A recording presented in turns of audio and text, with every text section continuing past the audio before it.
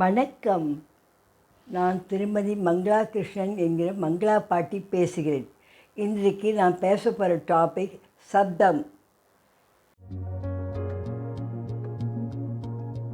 சப்தங்கிறது நம்ம தொண்டையிலேருந்து வாய் வழியாக வெளியில் வர டோன் தான் சப்தங்கிறது. சில பேருக்கு சப்தம் லவுடாக வரும் வாய்ஸு, சில பேருக்கு சப்தம் கேட்கும். லவுடாக பேசுகிறவாள் என்ன ஒரு சின்ன குழந்தையில நிறைய கோரோஜனை கொடுத்துட்டாளா, குரல் பீரியட்ஸ்க்காக கொடுக்கும், அதை கோரோஜன் நிறைய கொடுத்துட்டாளான்னு கேட்பாள். சில பேர் குரல் கம்மியாக பேசுகிறவாள் கிணத்தடியிலன்னு பேசுகிறியே எவ்வளோ நாள் பட்னின்னு கேட்பாள். இது மாதிரி மாறி மாறி கேட்குறதெல்லாம் நம்ம வெளியில் வர டோனை பொறுத்து தான் இருக்குது. இப்போ நம்ம திருச்செந்தூர் போனோம்னா கடலில் எப்பா பயங்கரமான சத்தத்தோடு அலை ஆர்ப்பரிச்சுட்டு ஒரு சத்தம் கேட்கும்.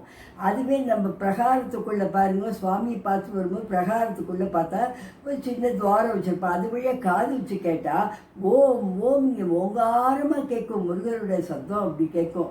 அது மனசுக்கு ரொம்ப நிம்மதியை கொடுக்கும். அதனால் சப்தங்கள் மாறி மாறி வரும். அதுக்கெல்லாம் நம்ம இதுவே பண்ணக்கூடாது. நம்ம கம்மியாக பேசுகிறோமா அதிகமாக பேசுகிறோமாலாம் கிடையாது. காலையில் எழுந்து சாதகம் பண்ணினா அந்த குழந்தைங்க பாட்டு பாடுறதெல்லாம் பாருங்கள், காலையில் பண்ணால் லவுடாக குரல் நல்லா கேட்கும்.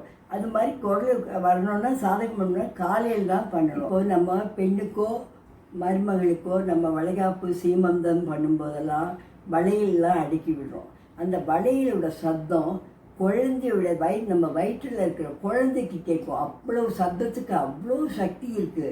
அந்த சப்தத்தை கேட்டு தான் அந்த குழந்தை சந்தோஷமாகும்.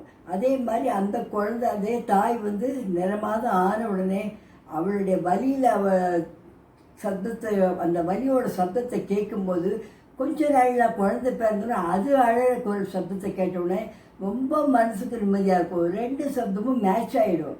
ஆனால் வெளியில் இருக்கிறவா இருக்காளே பாட்டிம்மா இருக்காங்க இல்லையா, அவள்லாம் கரெக்டாக கண்டுபிடிச்சிடுவா. குழந்தை அழகிற சப்தத்தை கேட்டே ஆண் குழந்தையா பெண் குழந்தையான்னு சொல்லிடுவா.